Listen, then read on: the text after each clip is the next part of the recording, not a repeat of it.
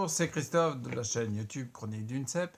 Je te fais une vidéo, là je vais rentrer vite dans le vif du sujet, je te fais une vidéo sur un thème qui est important, qu'on aborde peut-être pas souvent dans le domaine de la santé, mais qui est capital parce que c'est un élément qui régit vachement nos automatismes.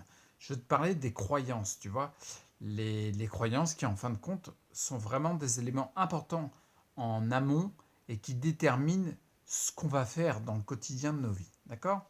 Je te prends un exemple et puis après je vais te décrire un peu le truc et à la fin je te ferai le rapprochement au niveau de la santé. Parce qu'il y a des fois tu vas peut-être te dire tiens il n'y a pas de lien. T'inquiète pas, il y a un lien sur la santé. C'est l'objectif de ma chaîne si tu veux. Donc du coup on y va. Ok. Donc je vais te parler de l'exemple d'un gars, c'est dans le livre d'Alain Monart, Les 12 étapes de guérison. Un excellent livre en termes de santé pour moi c'est un livre de chevet quoi. C'est vraiment une ligne que je suis.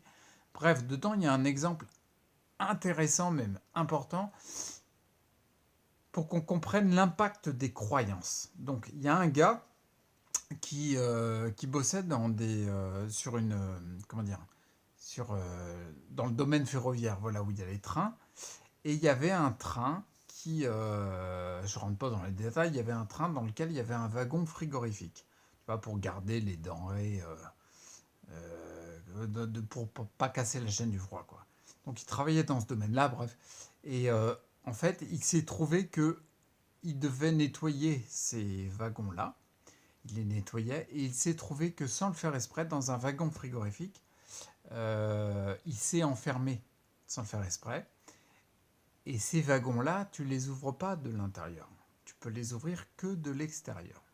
Ok? Et il s'est rendu compte de ça, qu'il était enfermé dans le wagon et qu'on était vendredi soir. D'accord? Et le vendredi soir, bah, il n'y avait plus personne. Ok?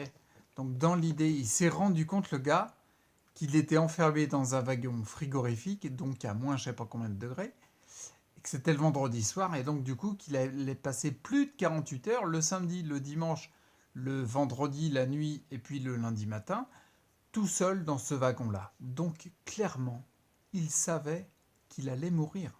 Tu vois? Il le savait, quoi. Il en avait conscience. Au-delà du fait que ça a dû être horrible à gérer comme situation, bref, le lundi matin, le personnel est venu et ils ont découvert le corps. En effet, le gars était bien mort. C'était un cadavre. C'est pas gai comme histoire, hein. Mais là où c'est hyper intéressant pour nous, c'est que le type est mort. Il y a comment on appelle ça, ceux qui sont venus statuer oh mince, j'ai perdu le terme, qui sont venus statuer sur le fait que le gars était bien mort. Bref, ils ont vu en effet que le type, il était mort d'hypothermie. Il avait tous les signes. Alors, je ne sais pas quels sont les signes de l'hypothermie, mais bref, le type est mort d'hypothermie. Le seul hic, c'est que le wagon, il fonctionnait pas. Le wagon frigorifique, il fonctionnait pas. D'accord? le, le wagon, il est descendu au minimum à 16 degrés. D'accord? Et là où c'est intéressant, et ça va peut-être venir chatouiller un petit peu notre mental sur la partie rationnelle, c'est que le type, il est décédé d'hypothermie dans un wagon à 16 degrés. Mais à 16 degrés, tu meurs pas d'hypothermie. Et c'est là où c'est intéressant. Le type, il croyait qu'il allait mourir d'hypothermie. Et il en était persuadé. Et il est bien mort d'hypothermie vu qu'il avait tous les signes d'une mort d'hypothermie. Ok? Tu vas peut-être me dire, ce truc-là, ça me paraît un petit peu tiré par les cheveux, etc. C'est vraiment tiré du livre Les 12 étapes de guérison. Et c'est... enfin voilà, il y a les références sur l'exemple, etc. Donc là, ça vient nous titiller un petit peu. On se dit, mais attends, c'est pas normal. On ne trouve pas ça rationnel parce que c'est une croyance qui a déterminé les changements chimiques à l'intérieur du corps. D'accord? Là, avec ce fait-là, je vais te donner d'autres exemples sur lesquels tu vas plus accrocher par rapport à la santé. On voit que la croyance, en fait, elle détermine l'état émotionnel l'état émotionnel qu'on a. Et l'état émotionnel change la biochimie de notre corps. C'est-à-dire que la chimie va changer, va s'orienter. On obtient les résultats de notre croyance. Tu vois? C'est hyper important. Je vais te donner deux exemples par rapport à la santé. D'accord? Ça va être peut-être plus parlant pour toi. Donc en fait, si tu regardes, je vais mettre le lien sous la vidéo dans la description, comment dire, un article de l'Express, le magazine. Et cet article-là, il fait état notamment une étude scientifique qui a été menée en 1983. En 1983, il y a une étude scientifique, une étude médicale qui a été faite. Tu sais très bien, bon, si tu ne le sais pas, je te le dis, mais les médicaments, quand ils vont sur le marché, on fait des tests pour voir s'ils fonctionnent bien. Ou alors si c'est pas autre chose qui fait que ça fonctionne pour venir confirmer le fait que la substance active qui a été créée, elle fonctionne bien. D'accord? Donc, pour le tester, en fait, on donne le médicament à un groupe de volontaires. Par exemple, je sais pas, imagine, il y a 200 personnes. Il y a 100 personnes qui vont prendre le médicament et il y a 100 personnes qui vont prendre un placebo en croyant que c'est le médicament. D'accord? Et en gros, c'est comme ça qu'ils font pour savoir s'il y a plus de pourcentage avec le médicament réel. Enfin, les déductions, les conclusions sont que le médicament fonctionne bien. Voilà. Et ce qu'il y a surtout, là où ça nous intéresse, là en tout cas moi ça m'intéresse pour la vidéo, c'est que il y a des effets qui arrivent sur les personnes qui prennent le placebo. Et là, tu vas me dire encore une fois, mais je comprends pas. Parce que il n'y a pas de substance active et pourtant ça fonctionne. Mais les personnes, elles y croient. Et du coup, il y a des modifications qui arrivent. Pour revenir à l'article de l'Express et l'expérience qu'il y a eu, l'expérience médicale en 1983, ils ont pris un groupe de personnes volontaires atteintes du cancer, d'accord, pour tester un nouveau médicament, une nouvelle substance active concernant la chimiothérapie. Donc ils les ont pris et ils leur ont dit voilà, c'est une nouvelle chimiothérapie, vous allez le tester. Il ne faut pas vous étonner si vous perdez vos cheveux, parce qu'avec cette chimiothérapie-là, il y a cette conséquence-là. Il ne faut pas vous étonner que vous ayez des nausées. D'accord? Ils ont scindé le groupe en deux. Il y en a un qui prend bien le médicament chimiothérapique, de la chimiothérapie, pardon, et l'autre groupe prend un placebo. C'est-à-dire qu'il prend de la flûte, quoi. C'est rien du tout. Il n'y a aucune substance active. Et là où c'est intéressant, que le médicament ait fonctionné ou pas, moi je m'en fous. Là où c'est intéressant, c'est que la partie du groupe qui a utilisé un placebo, ben, ils ont eu des résultats. Tiens-toi bien, 30% des gens ont perdu leurs cheveux en prenant un placebo. Mais en croyant très fort que c'est de la chimiothérapie. Tu vois où je veux en venir? 30% ont perdu les cheveux. Et 56% ont vomi. Ils vomissaient, les mecs. Ils vomissaient parce qu'ils ont pris un truc qui n'a aucun effet. Mais ils croyaient que c'était un truc qui avait de l'effet. Tu vois où je veux en venir, là? Hein? Ça commence à gigoter parce qu'on se dit, mais c'est pas possible. C'est comme ça que sont testés les médicaments. Donc tu te rends compte, le truc important, c'est qu'ils ont pris un placebo. Ils croyaient que c'était de la chimiothérapie. Ils croyaient que les conséquences c'était perdre les cheveux et avoir des nausées. Il y en a 30% qui perdent leurs cheveux et 56% qui vomissent. Donc moi j'imagine que c'était un peu dégoûtant les résultats, mais t'imagines, c'est ultra important. Quand on se réfère par exemple aussi au livre de Thierry Janssen, super, Le défi positif. Thierry Janssen, Le défi positif, dedans il parle un moment en termes de santé, comme quoi le fait d'être positif est très bon pour la santé. Ok, on le sait. Là où c'est important, c'est les chiffres, encore une fois, c'est les statistiques. Et c'est les statistiques de médecins, d'analyse scientifique, tu vois. En gros, pour te résumer, j'ai plus les chiffres en tête, mais clairement, quand il y a un patient et un thérapeute, on va dire un médecin, un patient et un médecin, d'accord? Le patient est malade, le médecin met en place un traitement, d'accord? Quand le patient et le médecin ne croient pas du tout au traitement, c'est-à-dire ils pensent que ça ne marchera pas, le pourcentage de réussite, il est très faible, d'accord? Là, c'est les statistiques. Quand le patient n'y croit pas et que le médecin croit très fort au traitement, la statistique de réussite, elle est plus élevée. Ok? Quand le patient y croit très fort et que le médecin n'y croit pas, tu vois, il est dubitatif le mec, c'est encore plus fort que si le médecin y croit que le patient n'y croit pas. Tu vois? Et quand le patient et le médecin croient fortement au traitement, eh ben, il y a encore plus de résultats. Je crois qu'on vient taquiner les 75 ou 80% de réussite. Tu vois? Là, on voit très bien dans cet exemple tiré du livre de Thierry Hansen que plus la croyance est forte, plus les résultats sont là.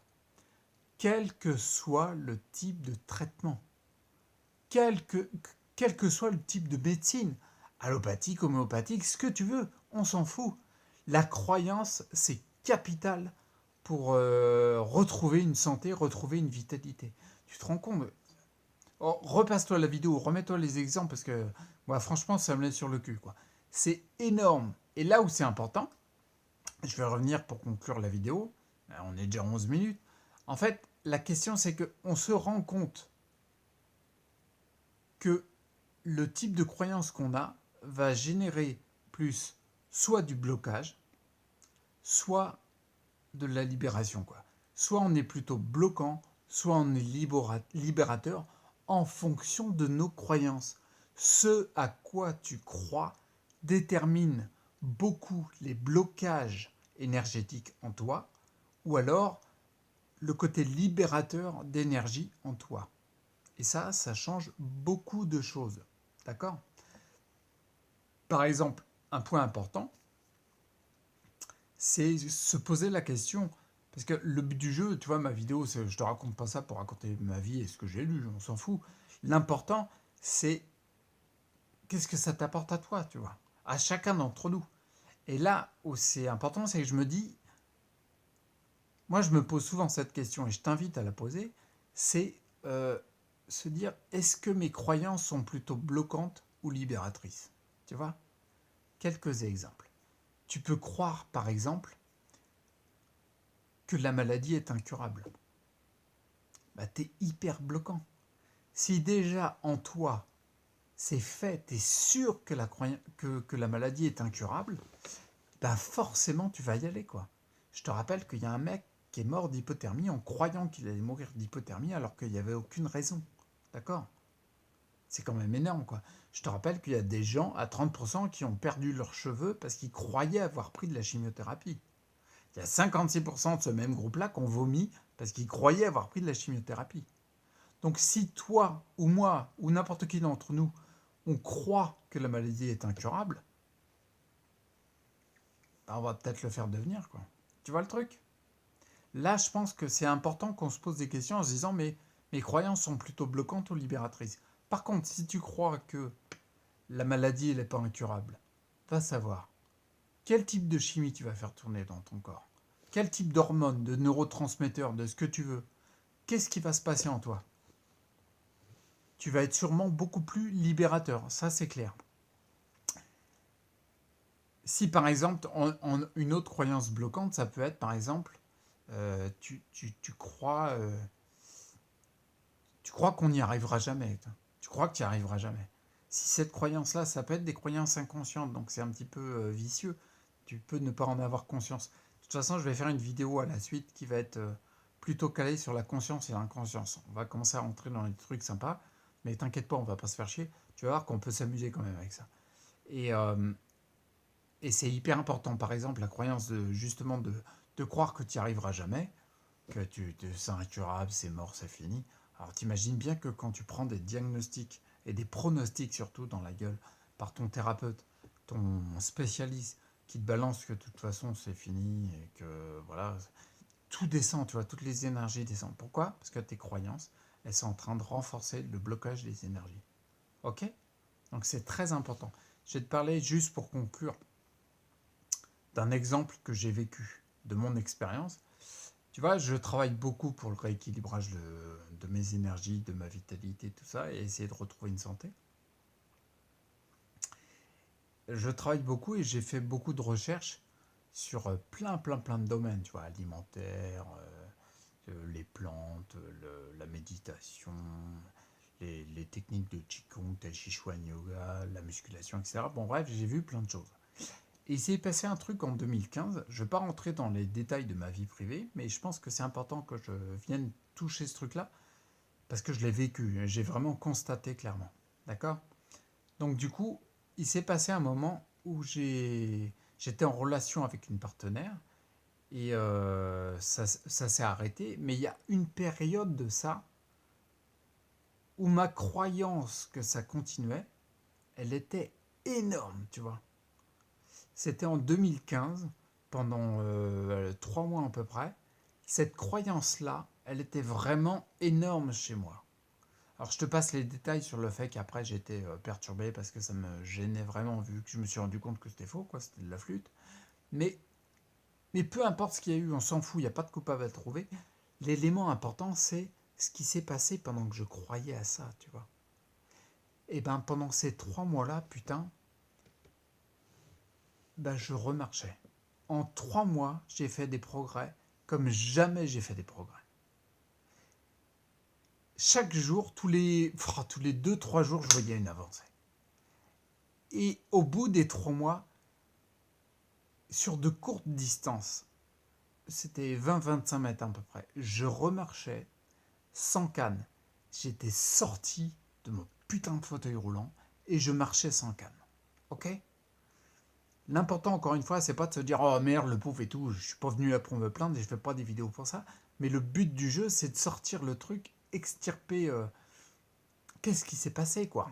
Tu vois? Donc, du coup, la croyance, je sais pour l'avoir expérimenté, à quel point elle est ultra importante. Et c'est important que chacun d'entre nous, aussi bien moi que toi, on mette notre attention sur quels sont les types de croyances qu'on a, quelles sont les bloquantes pour essayer de les diminuer, et quelles sont celles qui nous libèrent, tu vois. Après, on peut te prendre pour un fou parce que c'est pas dans la norme, on s'en fout. Tu sais, par exemple, quelqu'un va dire, bah oui, mais tu crois que tu vas remarcher, quoi. Mais c'est de la flûte. Tout le monde reste dans son fauteuil.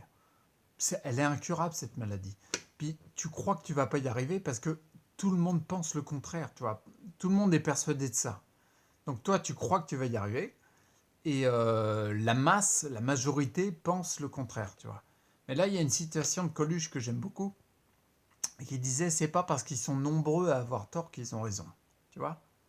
C'est pas parce qu'ils sont nombreux à avoir tort qu'ils ont raison, même s'ils sont persuadés d'avoir raison, tu vois. Donc là, l'important, c'est savoir ce que tu crois en toi. Quelles sont tes croyances bloquantes en toi pour les diminuer, et quelles sont les croyances qui te libèrent, qui te donnent la pêche, de l'énergie, même si le monde entier autour, il n'y croit pas. On s'en fout. C'est ce que ta croyance à toi, elle génère. Si c'est positif, si ça te donne de l'énergie, eh ben roule, continue comme ça. Ok? Donc je t'encourage vraiment à te poser cette question-là, à dire quelles sont les croyances bloquantes et les libératrices, favoriser les libératrices et essayer de calmer un petit peu les bloquantes. On verra un petit peu plus en détail quand je vais aborder la notion de conscience et inconscience. Purée, je suis à plus de 18 minutes 30. La vidéo est trop longue. Mais elle était très dense, celle-là, il y avait beaucoup de choses à dire. Donc j'espère que c'est clair. N'hésite pas à la remettre en arrière et de repasser la vidéo. Même des fois, tu peux te repasser la vidéo 1, 2 mois après, 3 mois après. Parce que ton champ de conscience, il aura forcément évolué et tu vas capter des trucs dans la vidéo que tu n'auras pas capté à une époque où ton champ de conscience était différent. Il fallait sortir cette phrase, se reprendre de respiration. Allez, je te laisse là, puis je te laisse et crois en des choses qui te donnent de l'énergie. Ok? Quel qu'il soit. Peu importe le reste. Autour, on s'en fout. D'accord? L'important, c'est ce que tu crois en toi. Et puis je te dis à plus. Bon, je te laisse. Ouais, j'avais pas envie de te laisser, mais je te laisse quand même. Allez, ciao, à bientôt.